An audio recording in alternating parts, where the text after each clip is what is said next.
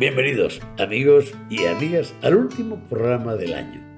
No ha sido fácil, porque hemos tenido que elegir entre las historias que hemos compartido con todos vosotros, solo algunas, unas pocas, pero conscientes de que la elección se ajusta a esa faceta multicolor que cada semana entra en la mochila del halcón.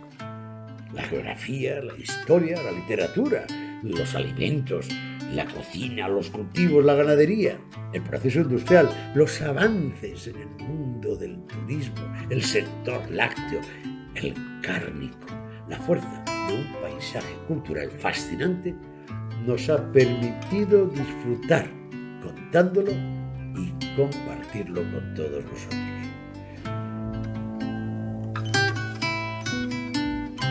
Comenzamos el programa con el sonido de la zambomba, de los pastores de Casavieja en el sur de Ávila, y con los saltos de sus zarramaches. Un ejemplo de la rica diversidad de Castilla y León en materia de mascaradas de invierno.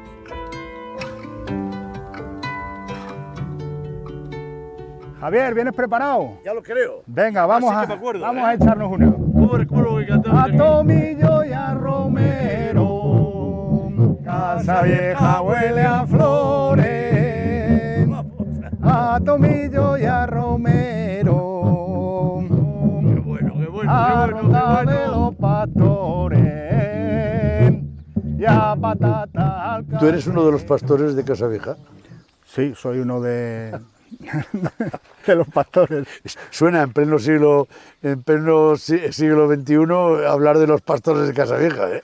Sí, los pastores en el sentido de que nos juntamos para hacer música, ¿no? Y cantar, pero realmente ya no tenemos ganado, hay muy pocos que sigan pastoreando. Me vas a contar cómo la zambomba llega a adquirir tanto protagonismo entre los instrumentos musicales y entre las tradiciones de los pastores de Casavieja. ¿Cómo empezó lo de los pastores? Lo de los pastores empezó por los años 50, que se juntaban para pedir el aguinaldo y empezaron a cantar villancicos de manera organizada en los años 50. Pero de siempre en Casavieja se han juntado los pastores y sobre todo en las matanzas del cerdo se juntaban para cantar villancicos. Lo que pasa que lo hacían de una manera no organizada. ¿Quiénes eran los pastores? Pues eran pastores de verdad, estaban con el ganado. Los pastores de verdad eran los que cuidaban el ganado en la sierra o por la dehesa. Eran los criados de los terratenientes. Los dueños del ganado tenían a gente que les pastoreaba el ganado durante todo el año. Y bajaban, cuando llegaba el mes de diciembre, a pedir el aguinaldo.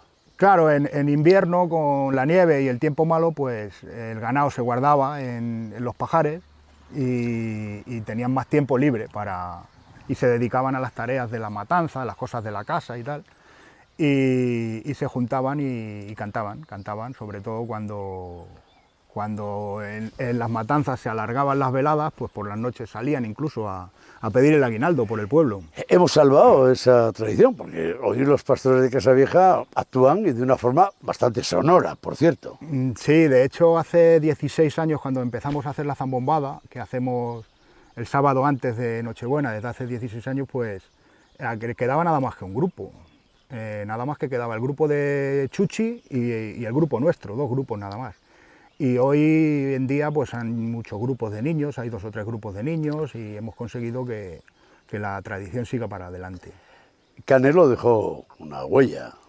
Canelo es el verdadero culpable de que esto se haya perpetuado. O sea, Canelo empezó con 6 años, con el primer grupo de pastores que se organizó, que fueron a Televisión Española, que fueron grabaron un LP y tal, y Canelo es el que se ha empeñado en enseñar a tocar la Nochebuena a todo el pueblo, a todas las generaciones. Yo fui un niño de Canelo, un niño siendo pequeño, Canelo venía y nos enseñaba las canciones. Es una parte del folclore de esta región y de esta provincia. ¿Cómo funciona? Porque tomáis las calles literalmente. Sí, se suele salir desde primeros de diciembre hasta el Día de Reyes, casi todos los días se sale, sobre todo los fines de semana.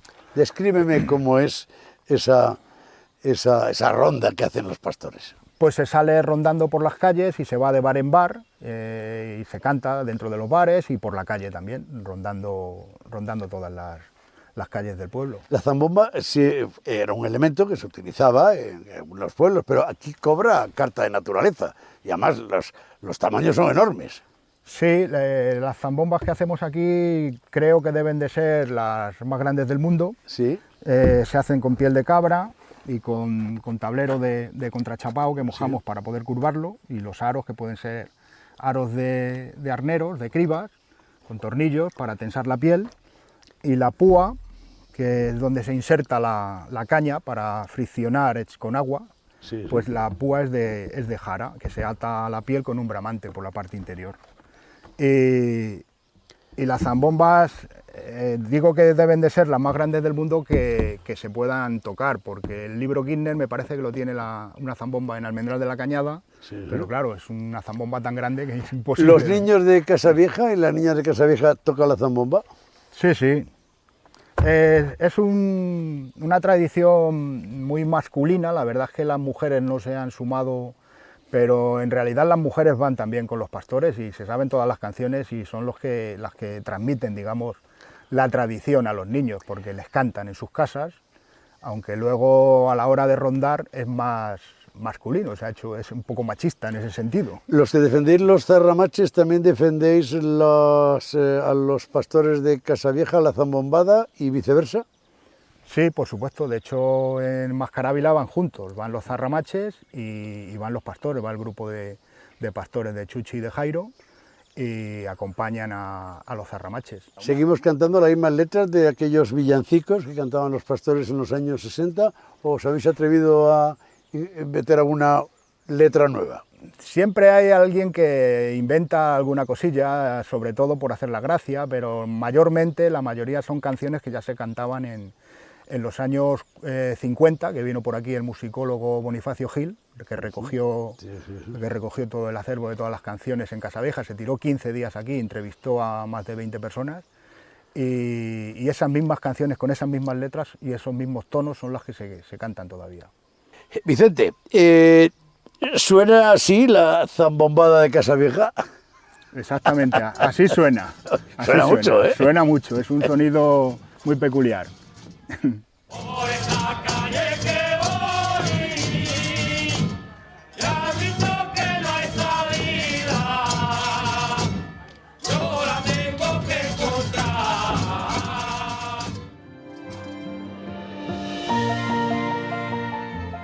En el Arcón siempre hemos tenido muy claro que las romerías, los santuarios, las vírgenes y los patronos tienen una enorme vinculación a la geografía social de la región. Muchas veces en estos fenómenos religiosos se encuentran la otra cara de actividades económicas, feriales y de desarrollo rural. Pero este año hemos elegido el Santuario de la Virgen del Henar, en Segovia, en plena comunidad de Villa y Tierra de Cuéllar. ¿Carmelita o diocesano? Diocesano, Diocesano. ¿Y rector? rector del santuario de la Virgen del Henar. No me digas que además eres cuellarano. Cuellarano de nacimiento, Madre así mía. es. Qué feliz coincidencia, ¿no? Pues una feliz coincidencia. Para mí nunca hubiera soñado que algún día llegaría a ser rector del santuario de mi Virgen, entre comillas, ¿no? La Virgen del Henar, sí. Que es un año jubilar. 400 años después, es verdad que si te confiesas te perdonan los pecados. Por cierto, los políticos harán cola en este aniversario, ¿no? No solo los políticos, que también son hijos de Dios. ¿Eh? Sí, es un año de júbilo precisamente porque supone esa reconciliación con Dios y esa reconciliación con los hermanos. No puede haber reconciliación real con Dios si no te reconcilias con el hermano contra el cual tengas cuentas pendientes, ¿no? ¿Dónde está Aquitania? En el sur de Francia, la Provenza. ¿Y qué tiene que ver con la Virgen del Henar? Bueno, pues porque la tradición, la antiquísima tradición, pues relata que esta imagen vino de Oriente, pues sobre todo, pues como tantas otras, ¿no? Por manos de los cruzados. Entonces en Aquitania se formó un gran movimiento cruzado y esa es un poquito la historia. Virgen Santa de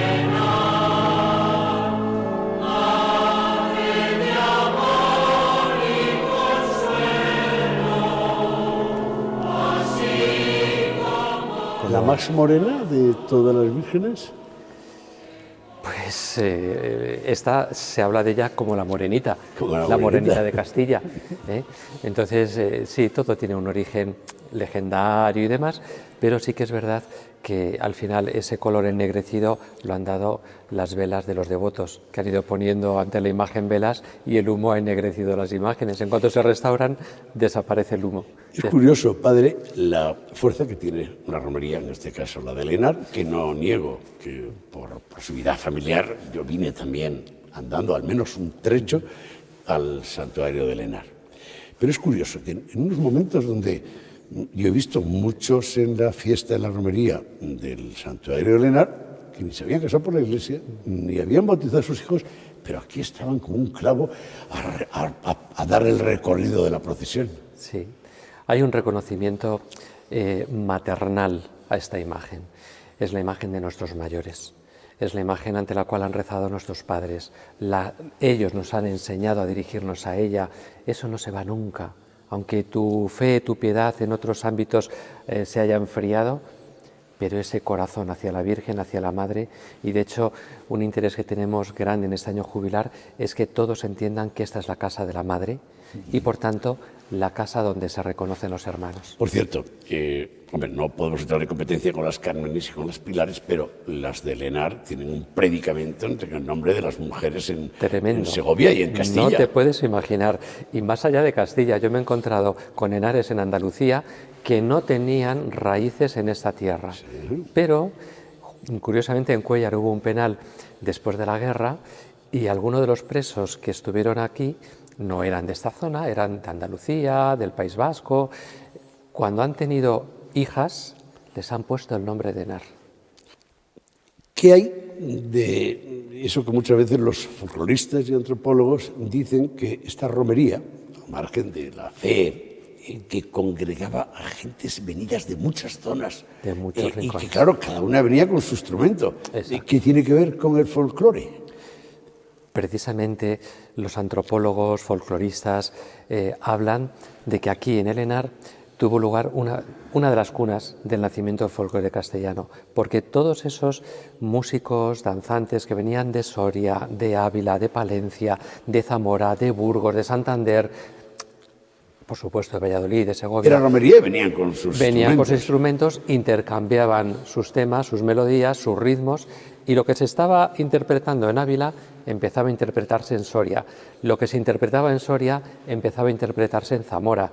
Por eso ellos hablan de que aquí en el Henar tuvo en buena parte su origen, o uno de los orígenes, el folclore castellano.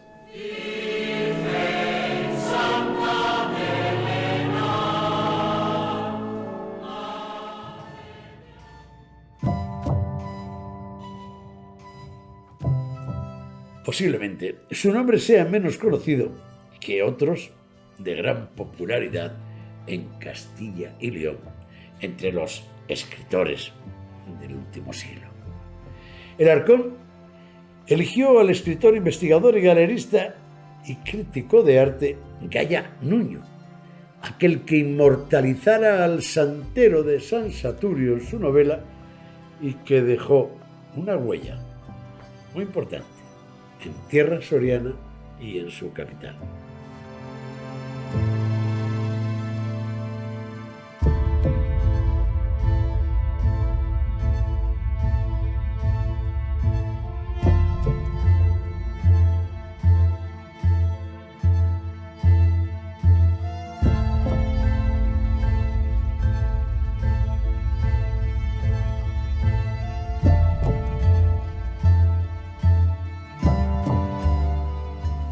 ¿Cuántos años estuviste relacionada directamente con toda esta documentación? Sobre los 5 años estuve en este centro cultural. Dicen que cuando se tiene un contacto directo con los útiles, con los recuerdos, con los documentos, con las fotos de alguien, me parece como si se te apareciese siempre, como si formara parte de tu vida. ¿Te pasa a ti? A mí me pasó totalmente, porque de hecho yo había días que pensaba que estaba con él. en su casa, con sus cosas y disfrutaba de cada una de esas. Incluso a veces me preguntaba si a él le gustaría. Además de su biblioteca, esta es su biblioteca. Estamos en la biblioteca. De aquí bebió para contar y escribir todo lo que hizo. Estamos en su casa, efectivamente. Es que ahora nos resulta increíble porque no sabemos algo, cogemos el móvil y lo buscamos, pero en aquel entonces, cuando tú querías estudiar algo, tenías que investigar, tenías que ir a los libros, un poquito que escribía uno, otro poquito que escribía alguien que te contaba que sabía, y al final tú necesitabas muchos libros. Aquí también está la colección de cuadros o la pinacoteca de Goya. Sí, lo importante de esta colección es que en ningún momento tenemos constancia que Goya comprara ningún cuadro, todos son regalos y además en muchos de los cuadros tenemos la historia de por qué el cuadro está aquí. Tenemos un Eduardo Vicente donde tenemos una carta que nos dice que él se despide con lágrimas en los ojos porque ese es su mejor cuadro y se lo regala a un amigo. Tenemos un cuadro que demuestra la amistad que tenía con Alberti. Todo eso tiene mucho más valor. Todo lo que es las corrientes de Barcelona y las corrientes de Madrid, Benjamín Palencia, Belazanetti, Planas Durá, Tapies, están todos. El Satero de San Saturio, desde luego, es una de sus novelas, de sus obras más aplaudida. Pero hay más. Por cierto, Santeras no. Santeras... ¿Habría escrito Goya Nuño de una santera? Bueno, Goya Nuño escribe mucho sobre la mujer en el arte. Posiblemente hubiera sido el primer defensor de la mujer en el arte porque tiene muchos escritos sobre mujeres y hace exposiciones sobre mujeres cuando entonces todavía no teníamos casi ningún derecho. Oye, dentro de sus obras, Los gatos salvajes no va de gatos. No va de gatos, va de todo menos de gatos. Son pequeños cuentos muy amenos, muy fáciles de leer, muy divertidos. Cuando tú dices que hace un guiño a Quijote y a don Benito Pérez Galdós, ¿a qué te refieres? Pues que escribe un episodio nacional, que es la historia del cautivo, las guerras de África, como se cuentan cuando las vives. Él es muy amigo del boliche, el boliche está en las guerras de África, tenemos cuadros del boliche y ellos tienen muchas reuniones, muchas tertulias y la guerra de África está siempre presente. Es cierto que si algún día, esto me lo contabas no hace mucho, que si decido dedicarme a la mendicidad, porque quiero, porque me veo obligado, ¿debo recurrir a Goya Nuño también? Sí, escribe un tratado de mendicidad, que es increíble, un tratado de mendicidad donde viene qué es lo que tú necesitas para ser un buen mendigo y sacarte tus perrillas. La guerra, evidentemente, le marca, y además una etapa de su vida intelectual y personal está condicionada por haber estado en el bando republicano. Pero en la guerra también él escribe.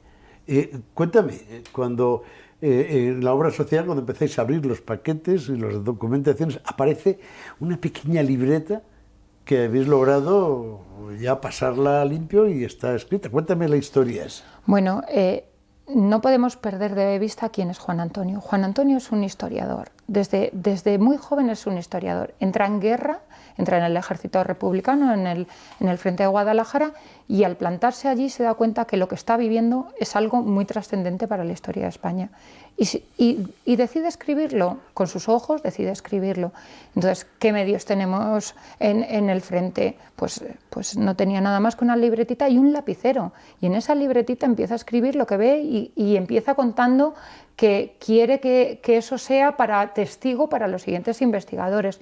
Y aparte va guardando todo lo que en las clases de guerra le van dando. Él llega a ser capitán, entonces cómo se construye un refugio, cómo se hace una bomba, todo eso. ¿Y todo eso lo tenemos ya? Todo eso está guardado y está en el legado, y luego la parte de la libretita pues está publicada, la publica Álvaro Sanz Barranco con ayuda de la doctora Caballero, y ellos publican la memoria de la guerra, que es transcrito, porque al final la letra, imagínatelo en el frente escribiendo, pues es de aquellas maneras.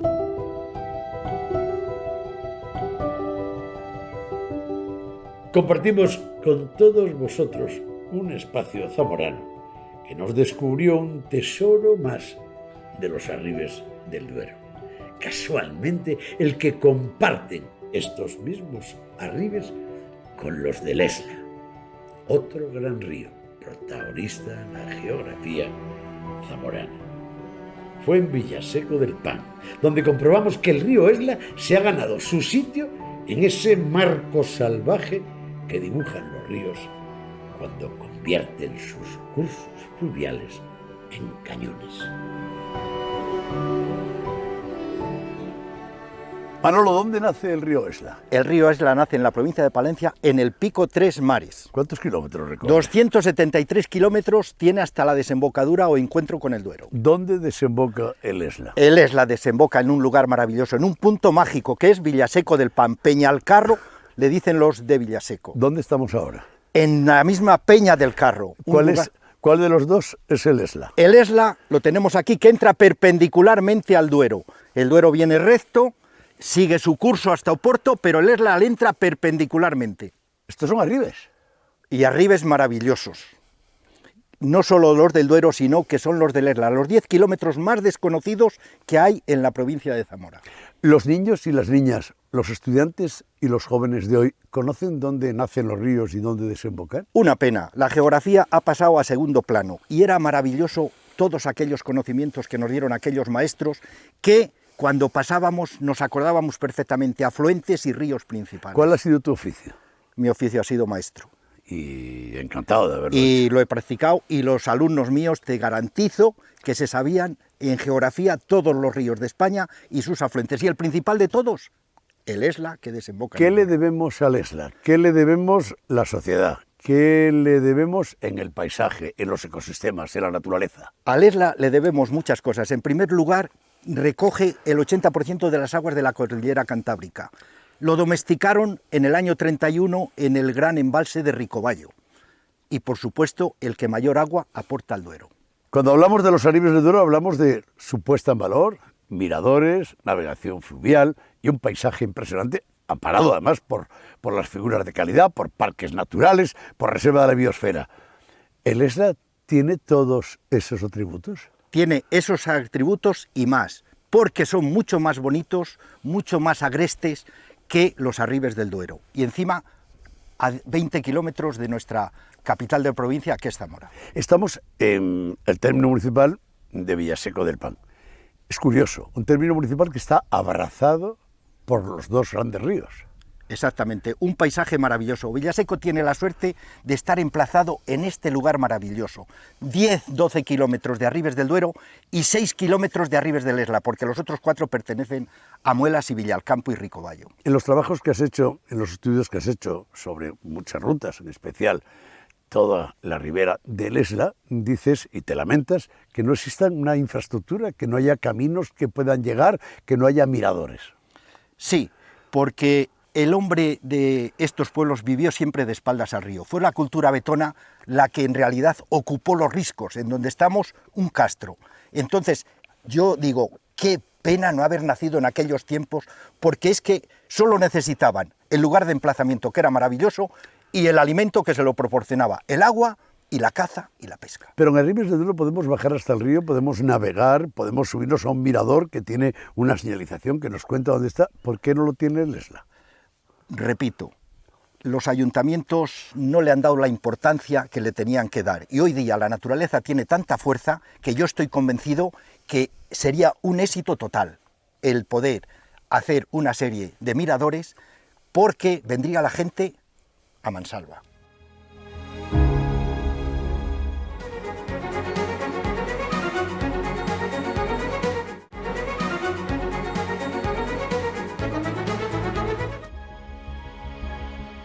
El Arcón nunca ha estado ajeno a aquellas señas de identidad con las que se identifica una buena parte de la población y de los habitantes de Castilla y León. Sin duda, existe una localidad en Valladolid, un documentado sitio histórico y una batalla emblemática que nos inspiró para compartir con todos una bonita historia sobre Villalar y sus comuneros.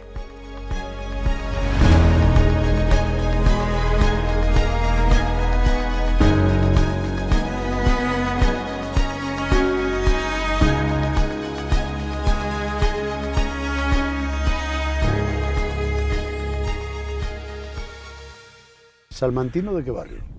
Yo soy del barrio de los Comuneros. En cuanto se articuló ese barrio, tuve la suerte de que nos desplazamos la familia a vivir allí y ese es mi barrio. ¿Eso fue lo que te pudo marcar tu espíritu comunero o fueron los Maldonados salmantinos? Pues una mezcla.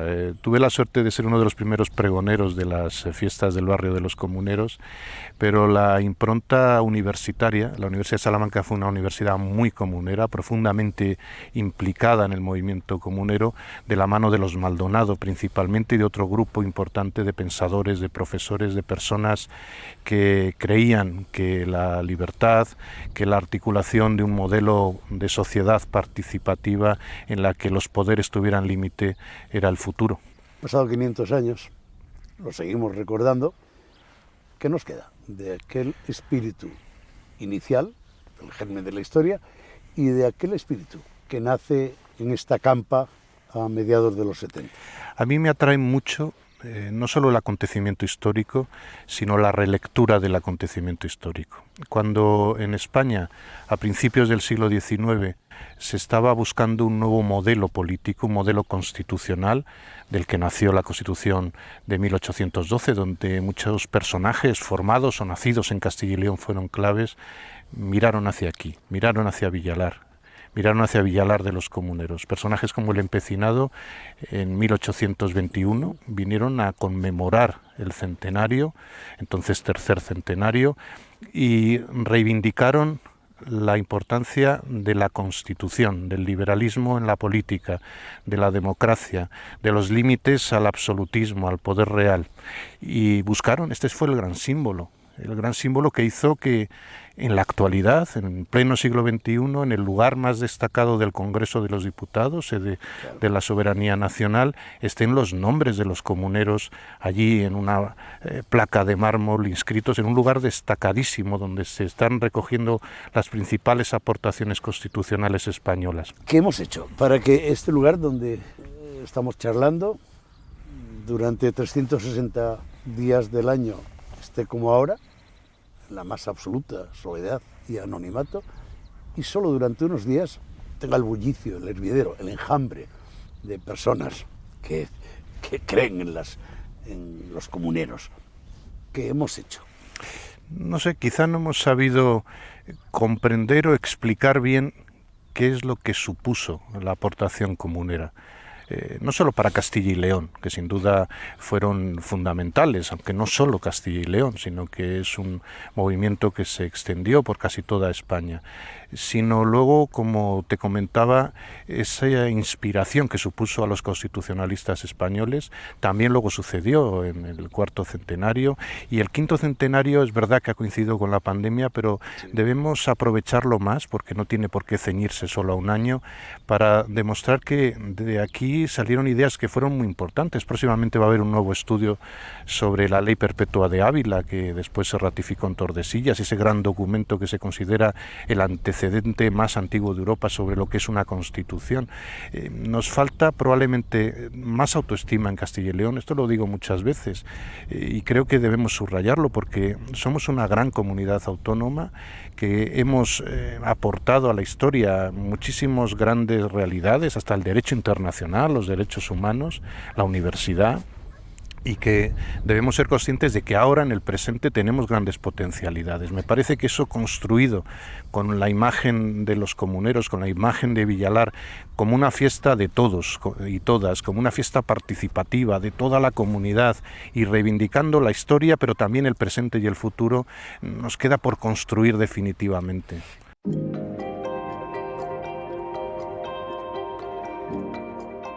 Ha sido el año del 50 aniversario de la revolución que iniciara el genial empresario Prada Tope en el Bierzo. Son muchas las ventanas a las que nos podemos asomar con el incombustible Prada Tope, pero elegimos sentarnos a la intemperie, en plena naturaleza, pisando tierra berciana, rodeado de árboles, para hablar con Prada, el filósofo berciano. Celebramos el 50 aniversario de Prada Tope. ¿Estás contento? Tu filosofía, desde que yo te conocí hace todo ese tiempo, ¿Has logrado que No, no te estoy hagan contento. caso, No estoy que te contento. escuchen, que te No, sigan? No estoy contento. Yo lo hago y voy a seguir haciéndolo porque además sé que no va a cambiar. Yo no puedo, ni yo, ni la Fundación puede pensar que vas a cambiar una sociedad que ha perdido el norte ya. Entonces, lo que sí es verdad es que nuestra pequeña aportación de algo servirá. Pero mira, soy muy escéptico. No creo que vaya a salir nada, porque a la gente le gusta el campo.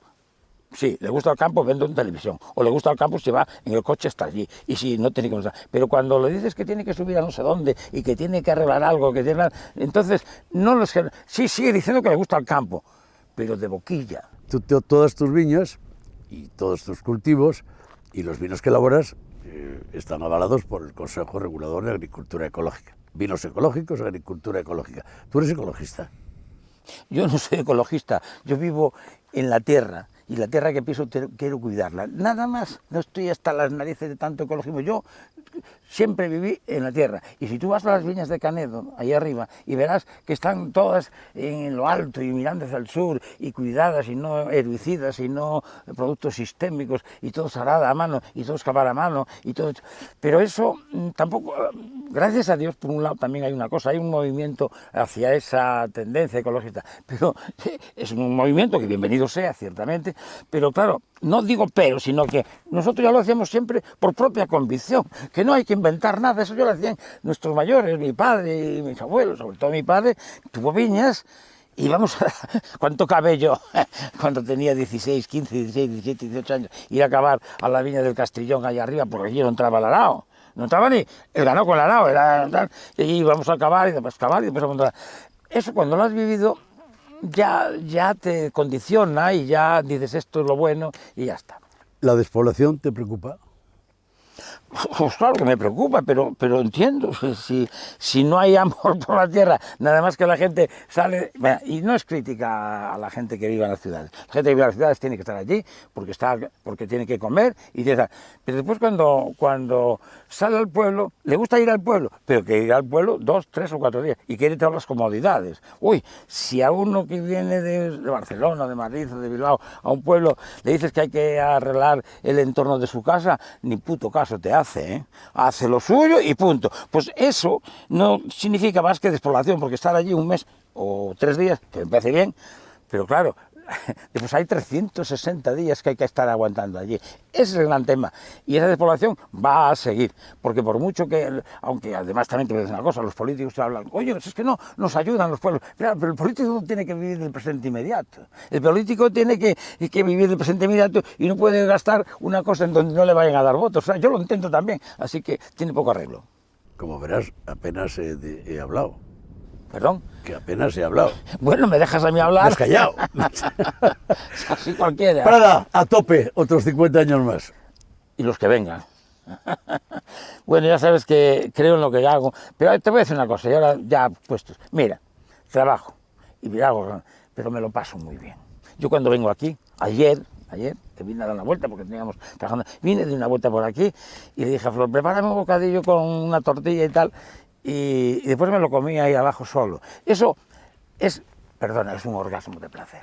¿Pero te traes las sillas de palacio también cuando vienes o no? Somos unos putos elitistas, esto no viene a cuento. Yo me siento encima de una madera y ahí estoy y me como el bocadillo y una bota de vino pequeña que tengo, con un vino clarete frío, y quedo como un santo. A tope.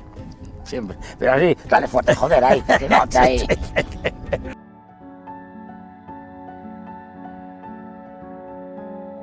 Su estampa ya solo aparece en las películas y en el recuerdo de nuestros mayores. Emociona pensar que no hace tanto tiempo los nuestros viajaban en vagones de tren, recibían y despedían a los viajeros en las estaciones, donde las viejas locomotoras de vapor soltaban sus nubes de niebla entre los sonidos del silbato del tren. En Venta de Baños comprobamos la fuerza del vapor en el siglo XXI y viajamos a bordo de la Berraco.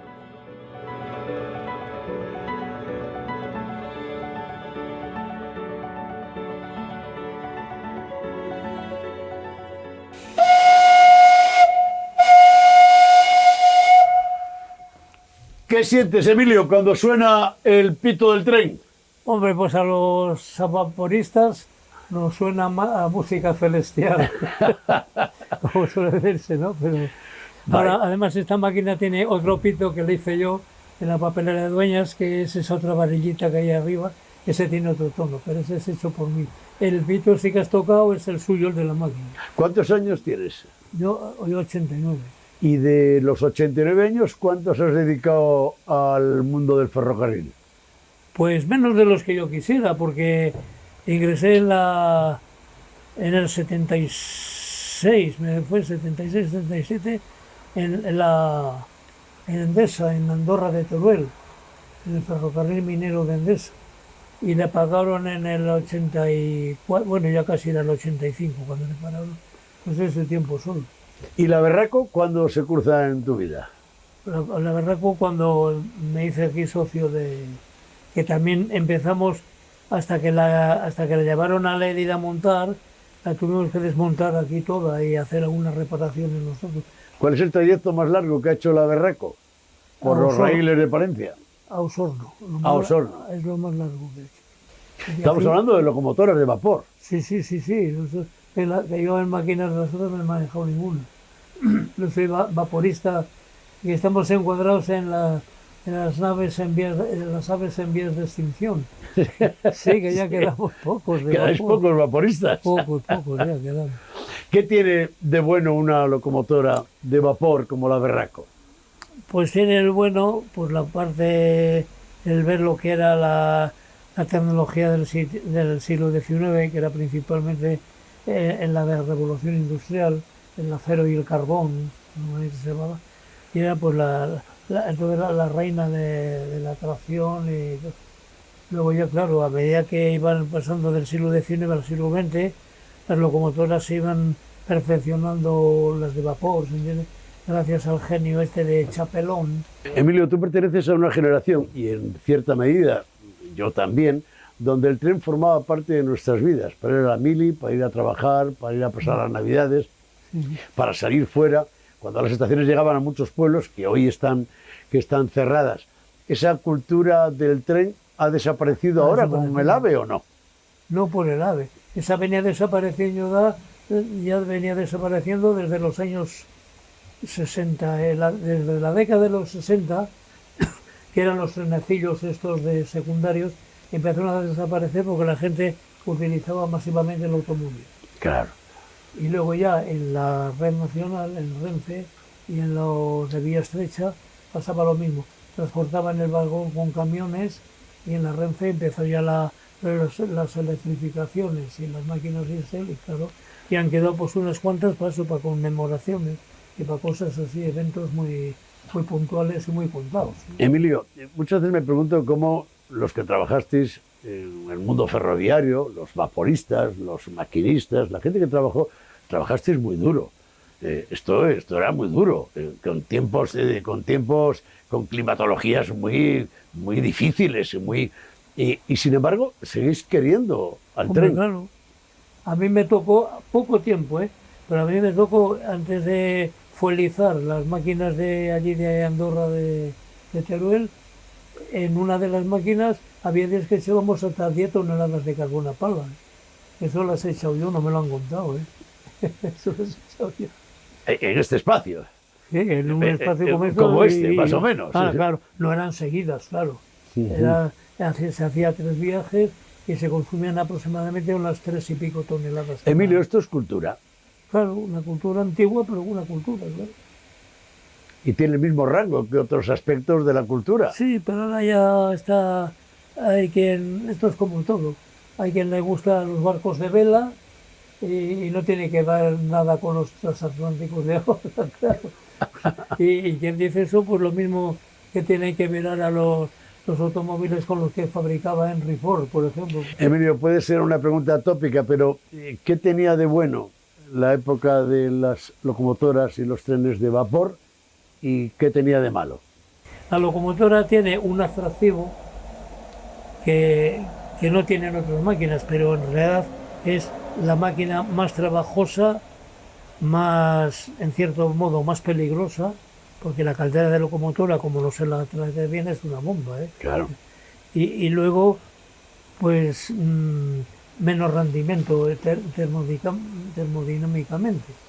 Porque, claro, bueno, la máquina de vapor en cualquier sitio que se le instale, el rendimiento es muy bajo, porque el vapor de escape, bueno, para lograr un kilo de vapor se necesitan 650 calorías. Pero como el vapor de escape lleva casi 500, pues se han aprovechado. No. Y esta es una máquina de vapor, una máquina locomotora de vapor muy bien perfeccionada, apenas alcanza el 10%, ¿eh? O sea, que de 100 kilos que se metan de carbón en la máquina, se aprovechan 10 raspando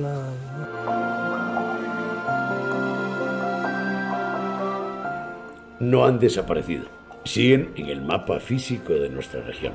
Son las carreteras nacionales, aquellas que cosieron como hilos de asfalto los territorios de España.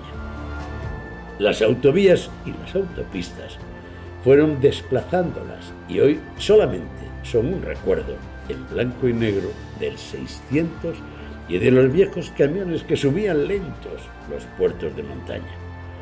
Nosotros, en el Halcón, tomamos la temperatura a la Nacional 623, la vieja carretera que unía Burgos con Santander y de la que varias generaciones tienen bonitos recuerdos.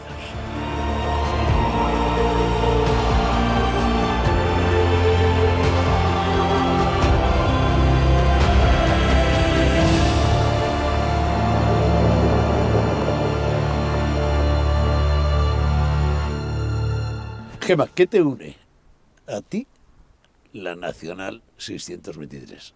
Me une todo, Javier. Me une el nacimiento, mi vida, mi trabajo y me une también una necesidad muy importante de que esta nacional se siga viendo, oyendo, funcionando y transmitiendo. Gemma, mucho hablamos de los pueblos que se mueren. Las carreteras también se mueren. Sí, evidentemente. Y una de las que se ha muerto es la Nacional 623, una carretera que antes tenía un tránsito increíble de vehículos, de la gente que llegaba, los ingleses que llegaban al ferry a Santander, que cogían esta carretera para enlazar a la meseta, para ir a la playa.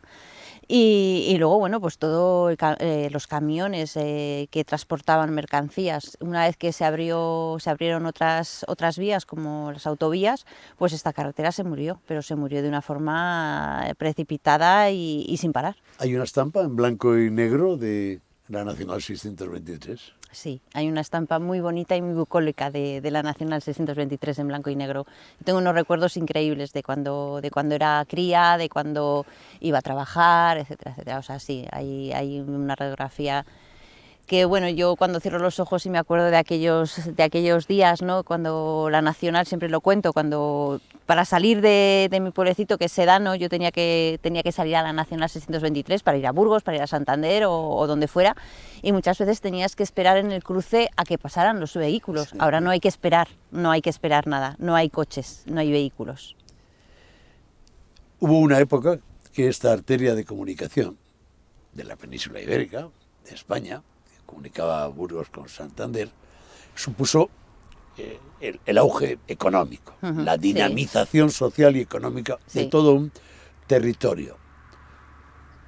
¿Podría algún día la Nacional 623 recuperar una parte de la economía que floreció en sus orillas y arcenes? Sí.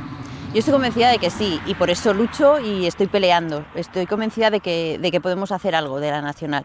Desde luego no volver a traer esos vehículos pesados, ¿no? Esos camiones que al final también iban a perjudicar en cierta forma la otra visión que tenemos de la Nacional, que es el interés turístico que puede tener.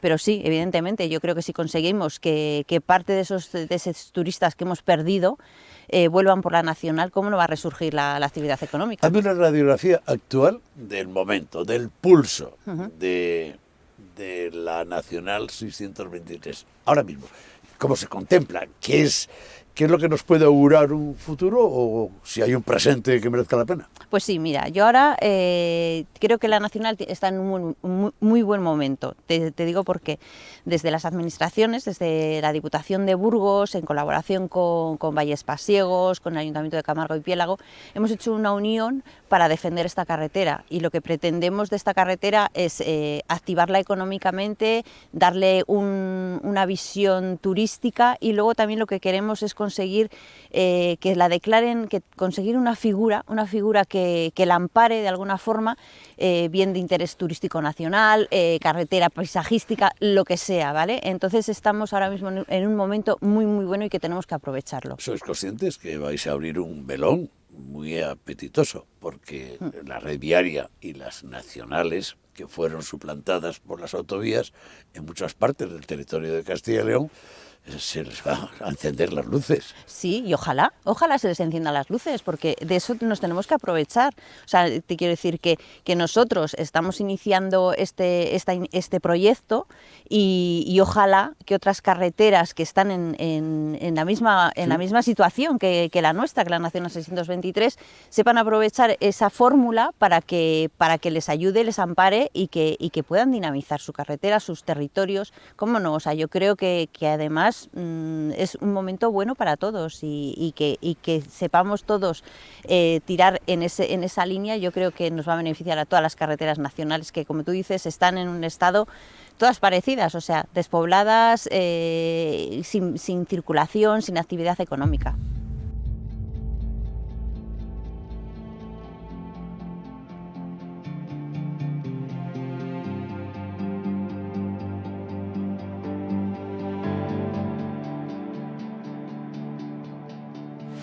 No olvidamos que hemos despedido una añada que nos dejó la huella del humo, la firma del fuego.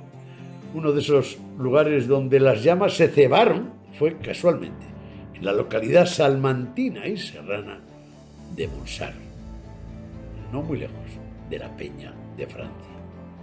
Casualmente, en medio de masas forestales, esta localidad es, sin ninguna duda, la capital del trilobite y uno de los destinos del geoturismo más fascinantes de Castilla y León.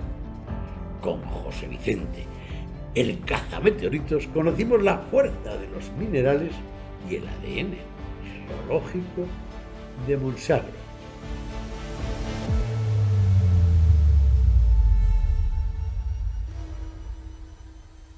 José, ¿tú eres el leonés de 52 años? ¡Alguno más! ¿Qué pasa, grande? Javier, qué alegría verte. Oye, qué ganas de abrazarte. Te voy a confesar una cosa. Mira, después de Cazameteoritos, el programa que hiciste en Montsagro, a mí me ha pasado lo mismo que a muchos habitantes de esta tierra, que han venido a conocer Montsagro. Y estoy tan emocionado con lo que acabo de ver hasta ahora, que solo me falta conocer el mapa. Ya le conozco, pero el tesoro, ¿dónde está? El tesoro aquí y allí, en aquellas montañas. Ahí está el tesoro. Y sabes también, yo creo que el tesoro está en la imaginación. Tú me has dicho que ha venido mucha gente, pero no habían visto aquello que les enseñamos una vez. Hace falta un poco de imaginación para ver en estas rocas aparentemente negras un tesoro auténtico de conocimiento de cómo era nuestro planeta, de cómo evolucionó. Y cuando vuelves a pasar, esas montañas empiezan a cobrar un nuevo sentido. Ese es el tesoro de verdad, Javier. Y yo escuchaba a las piedras, pero a las que hacen las arquivoltas, los canecillos, los capiteles, pero empecé a escuchar a otras piedras cuando empezamos a seguirte. Oye, esto es alucinante. Mira, es alucinante porque estas piedras que a mí también me emocionan, las que construyen nuestros sentimientos religiosos en tantos museos y las que nos protegen en nuestras casas, tienen dos historias. Una es la historia más próxima, la humana. No creas que cogen una piedra cualquiera porque sí, porque es más impermeable o menos, o más porosa, o pesa más o menos, y guarda auténticas historias humanas. No eran tontos los canteros antiguos, sabían bien por qué cogían aquello. Pero hay que saber también ver que aquellas rocas tuvieron su origen en el fondo de mares hace 500 millones de años, 400 millones de años, 40 millones de años, eran lugares muy diversos. Y eso realmente es emocionante, estás comprendiendo dos historias. Por eso, siempre que puedas exprimir todo el jugo, al final, sabes, yo creo, es como puedes apreciar la vida respirando cada poco de aire que hay en ella. He visto a un trilobite dejando su huella Sí. en el fondo marino. Fascinante. Si te dicen que esto es el fondo del mar, ¿a que no te lo imaginabas? Aquí, no. Sierra de Francia, Peña de Francia, dices, ¿esto cómo va a ser mar? Pues la geología te lo cuenta, unos animales ya extintos dejando sus huellas por ahí. Y lo más bonito, lo que más me gusta de este pueblo es que vine y vi una gente que con un conocimiento un poco intuitivo supieron ver en aquellas piedras que un geólogo ve, crucianas y cosas con nombres raros, ellos las dicen las piedras bonitas, les parecían bonitas estéticamente porque lo son, tienen mucha fuerza y un conocimiento espectacular. ¿Sabes lo que has conseguido? Que lo que hasta ahora era parte del estudio de la geología, de los departamentos de la universidad o de los libros de ciencias, el común, podamos entenderlo. Eso es de premio. Bueno, muchas gracias. No sé, yo me gusta hablar con palabras sencillas, ¿no? Esa proximidad. Y es que hay un salto grande desde la universidad hasta la gente más sencilla. Y ese salto, pues estoy ahí intentando hacerlo llegar con palabras fáciles que comprendan toda esa maravilla, pero cuidado, sin perder de vista la autenticidad y la fuerza que te da el conocimiento auténtico de la universidad. Hasta aquí el Arcón que hemos compartido en el último día del año. Levantamos nuestras copas para brindar con todos vosotros el que continuemos abriendo una ventana a cualquier rincón de esta región donde un paisano o una paisana nos quiera contar lo que hace. Nos vemos el año que viene.